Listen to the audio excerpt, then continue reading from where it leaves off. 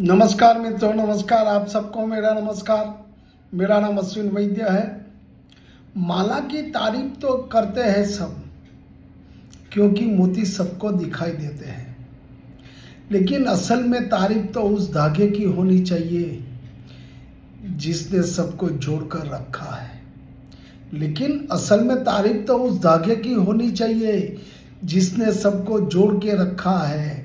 आपसे मधुर संबंध ही मेरा सबसे बड़ा धन है। आपसे मधुर संबंध ही मेरा सबसे बड़ा धन है। उन संबंधों को मेरा नमन है। प्यार से दिल भरता है, पेट नहीं। प्यार करने के लिए भी पैसा चाहिए, सिर्फ प्यार से गुजारा नहीं होता मेरे दोस्त। प्यार से दिल भरता है, पेट नहीं। प्यार करने से लिए पैसा चाहिए, सिर्फ प्यार से गुजारा नहीं होता मेरा दोस्त।